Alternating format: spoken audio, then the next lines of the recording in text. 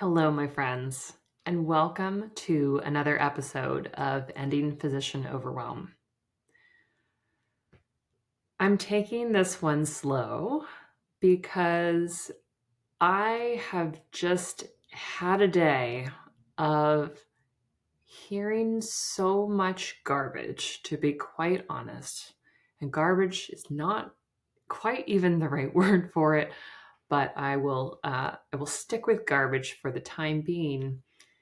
From physicians who have been experiencing all kinds of hardships, terminations without cause, without explanation, receiving a letter that you are terminated immediately because your credentialing is out of date, an endless load of things in your inbox, including ongoing conversations with patients asking the same question over and over and over again, sending you pages and pages and paragraphs of argument about why they should have what they want. Prior authorization denials and all that goes with them. Okay, let's take a break and take a breath together. The common theme that is running around my brain, having heard and seen many of these stories just today and just in this last little week, which has already been a tough week. Los Angeles has been burning, ongoing conflicts all over the world. Medicare may decide to no longer fund telehealth. There's all kinds of challenges going on in the world and in our particular lives. And the common theme here that I think is especially challenging is that for so many of these particular issues, we have very little control over the situation, and yet we are often perceived to be the source of the problem or the source of the delay or the difficulty. And so physicians really face this weird juxtaposition where, in many ways, they do not have control over outcomes and situations. And yet, as the, I'm going to say, nominal top of the food chain in terms of healthcare, in terms of how things are perceived anyway, there's this huge mismatch. And I think for so many of us, that creates a lot of internal chaos. And so today I want to talk about it. We're calling this episode So Little Control, but my original title was You Are Not the Problem They Think You Are. And so I'll just throw that out there as a little nugget to chuckle over. Let's start simply and we'll move forward. So thinking about all the challenges that we face with the inbox, the electronic medical record inbox. A number of physicians in my coaching group have identified just the level of distress that they face in logging in and checking their inbox. And this is such a common theme. I don't know of any physician, quite frankly, who doesn't struggle with their inbox, who is responsible for an inbox, because of course not every human is. But this idea that sits so deeply in our brain that every question, problem, issue that is presented in the inbox that arrives to our portion of the inbox is automatically our problem. This is a very real issue for so many of us, right? Because we have no control over the volume of things that might come in on any day or any week. We sometimes are responsible for covering for colleagues who are out on vacation or sick or who have left or any other number of circumstances. And we also have very little control over the manner of what comes in. And all of this creates a lot of distress and chaos because many of us have programmed ourselves through long-standing learning and culturation in the system of medicine that everything that is tasked or assigned to us is our responsibility and therefore becomes our fault when something has gone wrong. So think of the inappropriate, urgent message that is sent to the portal at 5:45 on a Friday afternoon and is not going to be read until Monday, but contained some kind of important piece of information that didn't get acted on. If you are in primary care, there is a really, really good chance, right, that this has happened to you where a result didn't come in or a message came late. And again, it was inappropriately urgent. It shouldn't have been in the inbox to begin with. The patient who says, I'm feeling suicidal, I'm having chest pain, some other inappropriate thing in the inbox. And at some point, we encounter it later. Even if you encountered it at 4:45 before you left for the afternoon, what are you going to do in that instance, right? I want to acknowledge that there is this very real tension here between having such a high level of responsibility in people's lives, being their healthcare advisors, being people who sometimes operate on, being people who advise on medications and health conditions and diagnose, right? We do have an incredibly high degree of responsibility in the work that we do. And yet, that does not mean that we are fully responsible for the decisions that the patient made or the biology of the patient that led to some condition occurring. The inappropriate use of this tool, the electronic medical record, by patients who are so used to being digitally connected to everything that they want, right? You can order a pizza. You can order things to be delivered to your house within an hour. You can do all your banking. There are so many things that you can do with these devices in your pocket that it's no wonder people think, my doctor is just waiting on the other side of this portal to answer my question. And let's also not forget that many of our patients are anxious, worried, and scared, right? They don't want to acknowledge that chest pain could be something serious. And so them sending a casual, by the way, I've been having chest pain every time I do push-ups, email to you at 5:45 on a Friday afternoon, there's a part of this there that is their denial of the possibility that something serious could be going on. Because I'm sorry, every single human that I am aware of who has adult capacity of some kind knows that chest pain might be a serious reason. And I'll also say that lots of people who have chest pain and are experiencing actual cardiac angina do not want to believe that that is what is happening to them. So perfect storm right there. Take a breath here.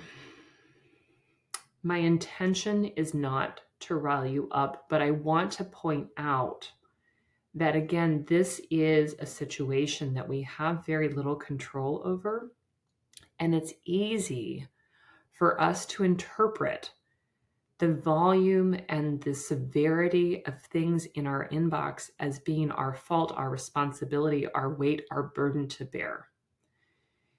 And that is not fair when we think about the context, again, of the broken healthcare system and all of the decisions that have happened upstream to or downstream, whatever side of the stream we're on here, to get to this place where this volume can happen to us without control or support, where despite all the warnings in the world about this is not an urgent messaging service, again, patients will still choose to send inappropriate messages wrapped up in their own emotions and denial and fears.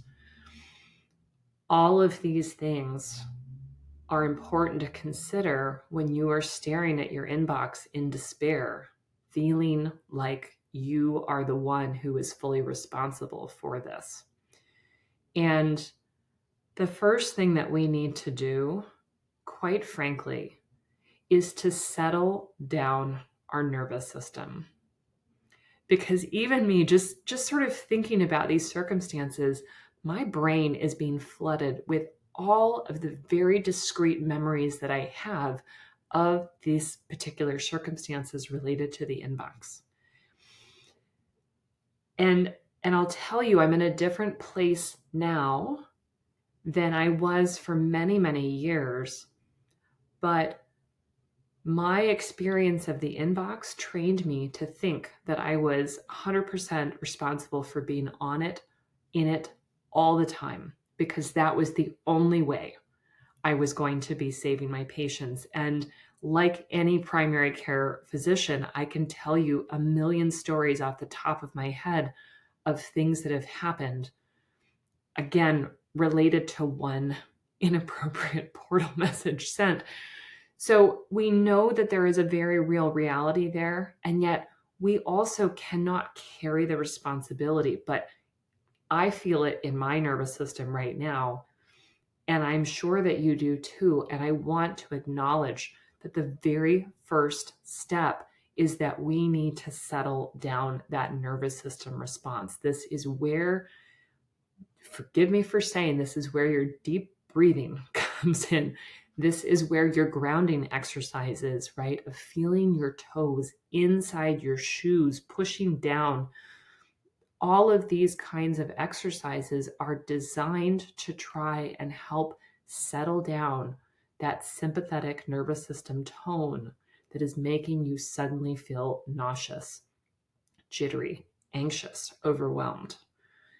Settle that down first. Because without doing that, without bringing yourself out of fight, flight, freeze, fawn response, it is very difficult to do anything to move yourself forward. We don't need to judge ourselves for being here. We all have the stories of why we go into a sympathetic nervous system fight or flight reaction when we see certain messages or names or things coming up in the inbox. No judgment here. It comes from our lived experience of all of the things that we have encountered before. And we have to settle that in order to move forward in our journeys. Once we have settled that a bit, and again, thinking about that in the moment when you're feeling panic after reading a message, but also just thinking about that in the big picture, that we all need to decrease our sympathetic nervous system tone in general and increase our parasympathetic rest and digest relaxation responses so that they're better balanced over the course of our lives. Acknowledging that, we also need to identify, what is it that I'm thinking over and over and over again when it comes to something like this that I have very little control over. Let's take the inappropriate urgent out of here for just a moment.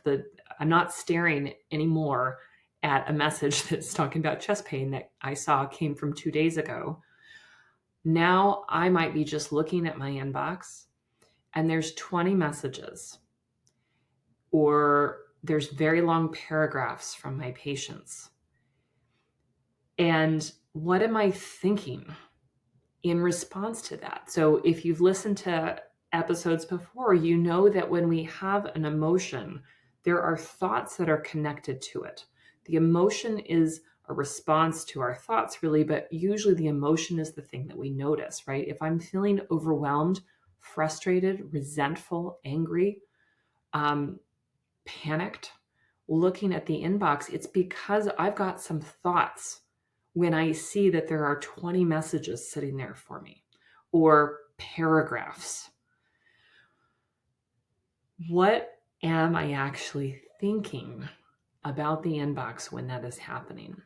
Now, if I am feeling overwhelmed, resentful, frustrated, angry in seeing the volume of a message or the volume of messages or all of it, right?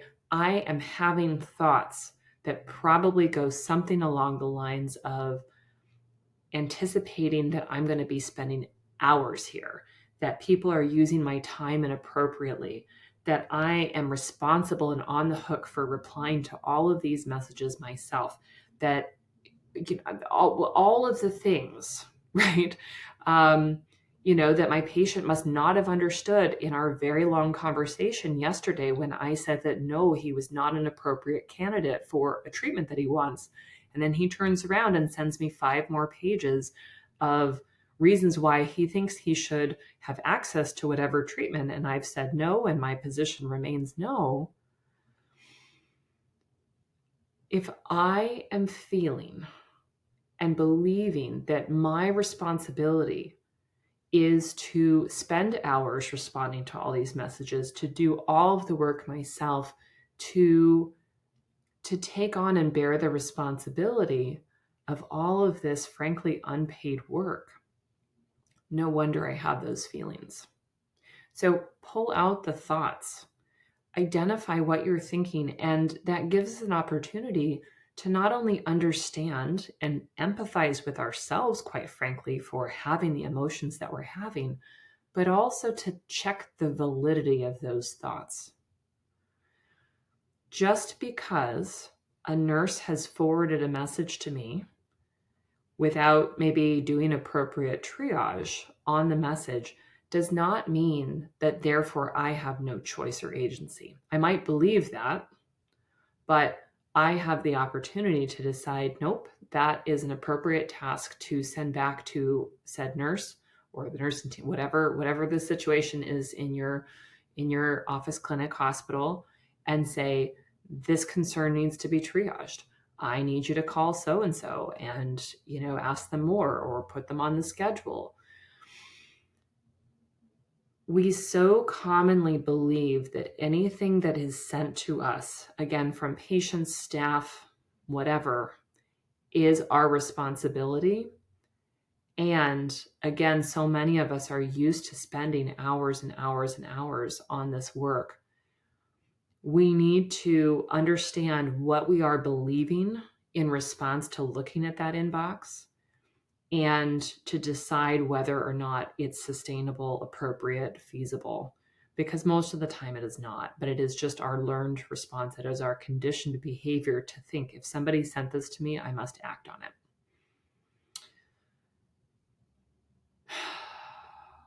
Taking a breath there. So we look at the thoughts, again, with kindness and empathy for the emotional responses that we're having. And then we get to decide, what am I going to do to proceed?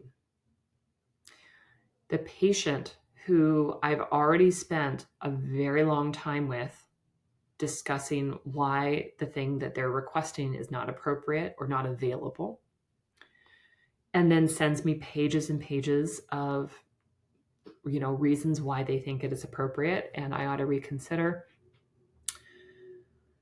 I could go into a paragraph by paragraph dialogue with them in the inbox on my own time and expect to get pages and pages and paragraphs back.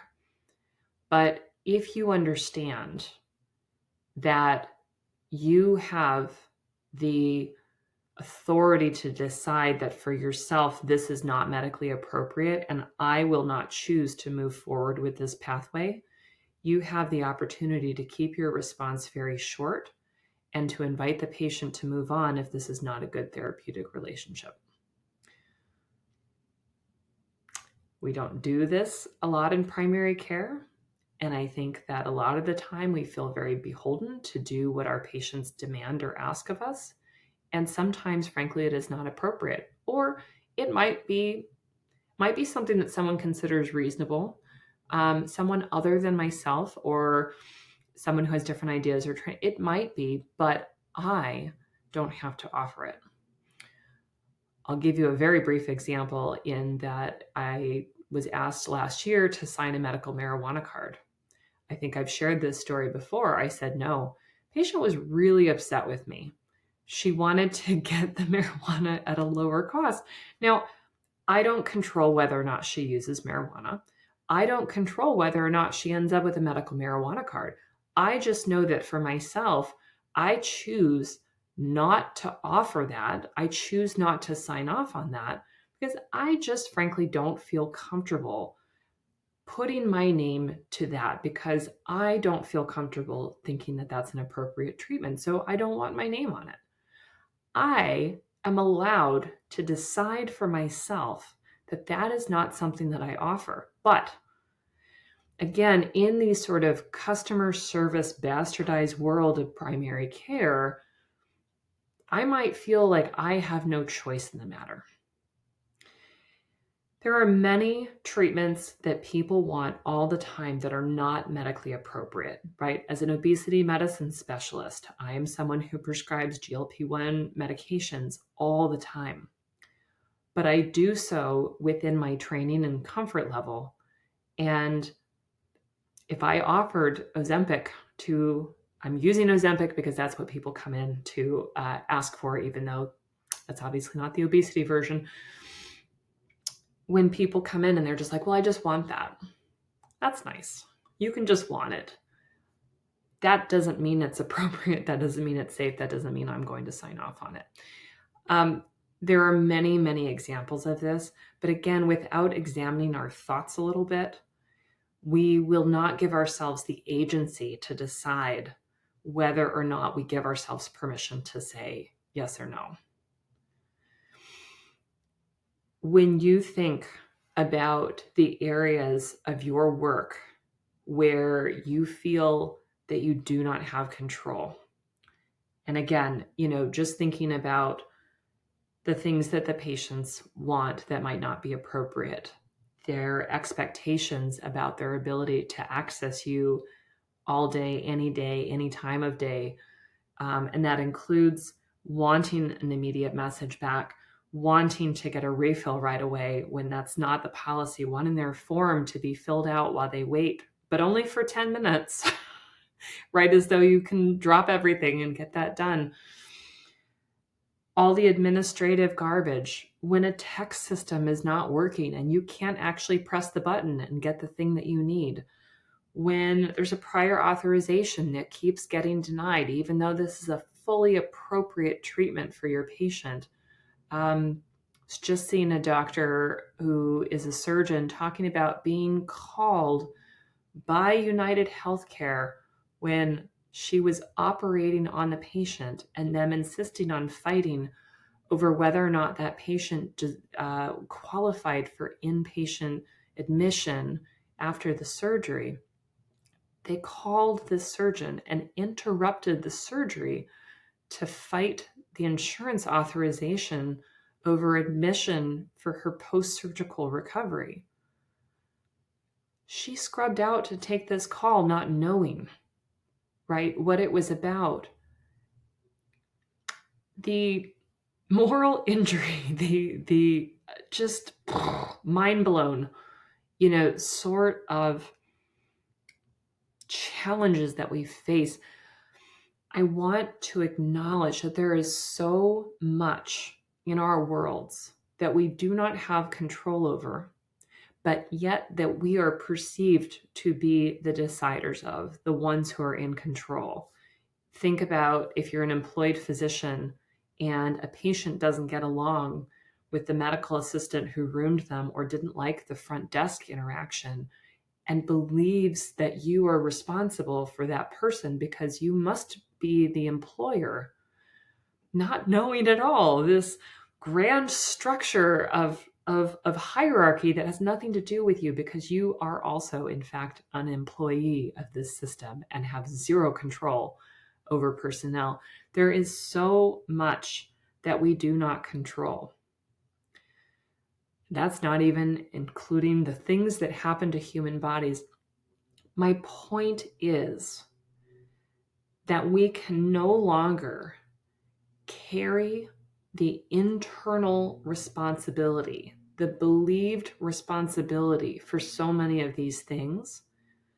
We will not be able to have everyone understand that we don't control those things, that we don't have a lot of power over the insurance companies and what gets authorized and what doesn't, that we aren't standing by 24/7 to answer their questions, that they can't understand the incredible volume of work that we do every day. There are so many things, and we will run ourselves into the ground if we try and have everyone else understand what it's like to be us. Let's not waste our energy there. What I want you to decide for yourself is that you will acknowledge how little control we actually have, not in defeat, but simply acknowledging that you have been carrying the responsibility of things that are not yours to own, and to start to do this work. First, in calming your nervous system down so that you can breathe. Second, in exploring what is the emotion that I have and what are the thoughts that are coming up around it, and really focusing your energy on understanding what your brain is continually telling you that is feeding into the difficulty and challenge here. There's your metacognition task for 2025, is just to better understand our often subconscious thoughts about what our job is, what our responsibility is. There's so much there that we do not have control over. And if we carry all of those burdens with us, we are so depleted and overwhelmed, we cannot do good work. We are going to struggle with every decision that we make, and we can't do that. Third, deciding for yourself, how are you going to proceed? We can't do the best job of making these decisions until we've done these other parts. And I'm not going to suggest that you are going to get all of this done in one day. This is a process of unfolding and unlearning so many habits, and it does roll out really, really slowly.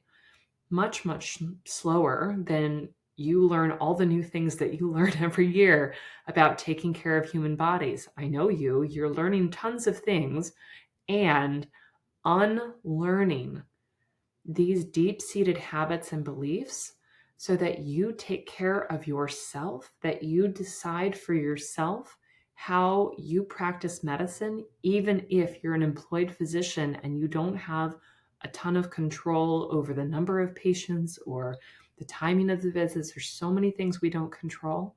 You do get to control who you are, how you show up, how you take care of yourself. We've talked about this before, right? The broken healthcare system and how that needs to change, but we cannot afford to wait for the healthcare machine to be better before we start to take care of ourselves. We can't do it.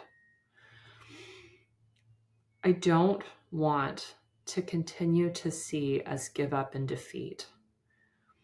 In preparing for recording this today, I was trying to hop on and trying to see how many women physicians have been terminated without cause, because this was discussed today.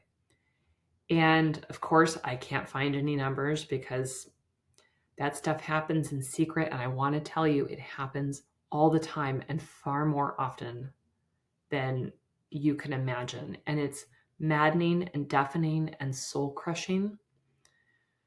That's a topic for a different day, but I want to acknowledge that it is one of the worst components of the broken healthcare system. And Again, I'm going to try not to go down that rabbit hole here, but I want to acknowledge how hurtful that kind of thing is.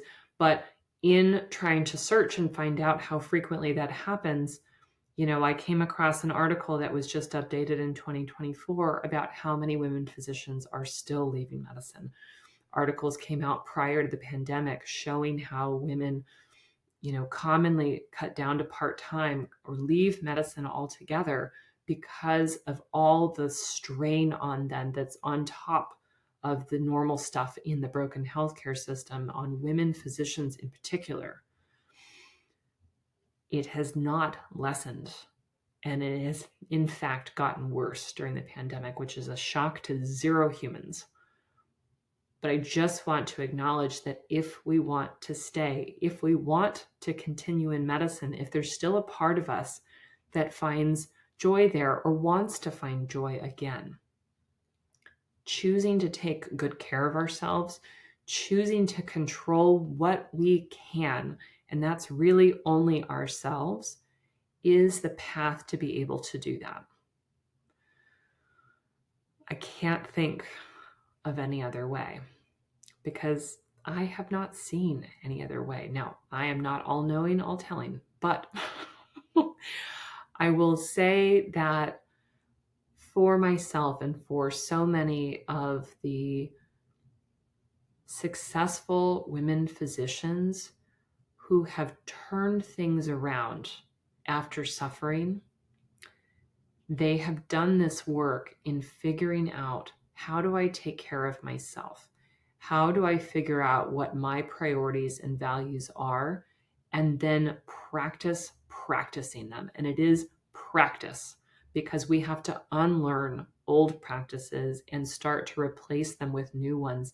We suck at it for a long time until we get better and better, just like we sucked at everything else that we had to learn. All right, you're a high achieving group.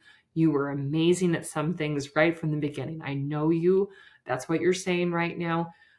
It's okay to suck at setting boundaries. It's okay to flounder as you are trying to unlearn these habits, but it is doable.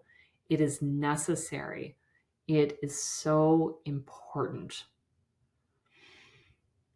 Take excellent care of yourself. You are too precious not to do this. It makes complete sense if you had not been doing this, but do it now.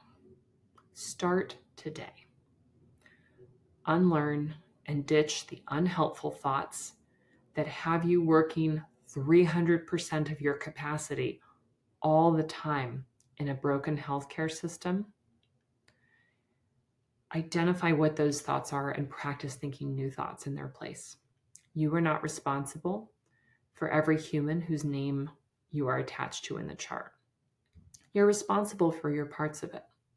You're responsible to do the best work you can with the resources that you have, with the things that you know, with good intent.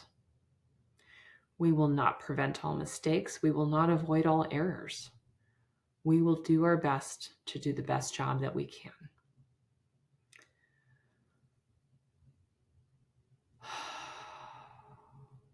Take a breath. Take care of yourself. I can't say it enough. You deserve all the best. You deserve to live a life. You deserve to walk through this world not believing that all you are is a physician, not believing that you don't get to live until all the tasks are done. My friends, wrapping up this day, again, where I've encountered so much distress, so much struggle, so many stories that just make me really want a rage room right now. Go break a bunch of stuff. Of course, that doesn't solve the problem. I want to leave us with hope. I want to leave you with hope. This is work that I've done for myself. This is work that I've done with my clients. This is work that I've had help to do in my own life, right? None of us does this alone. This is the work that the women physicians in my group Unbound are doing right now. And for those of you who are in Unbound and you are listening, you are an amazing group of women physician humans. And it is my honor to be alongside you as you are doing this work in community, because it is brave work. So don't walk out of this discussion in despair. Walk out of it with your eyes open, with your heart open, with an intention to take excellent care of yourself, to acknowledge the things that you do not control, and to forge a different path. My friends, until next week, thank you so much, as always, for listening. Please share this episode with a friend that you know is experiencing stress, distress, overwhelm. Please leave a rating and a review. I didn't lead off with this, but if you're still listening, my birthday is January 12th, and the best birthday present you could get me is leaving me a rating, review, or sharing this episode or any other episode that you love with a friend. My intent is to help women physicians in particular stay connected, grounded, and heal from the harms and the hurts that we have endured, and to help us all to grow and advance and come through to live lives that we love. Okay, I'm really going now. Have an excellent week, and until next time, take care.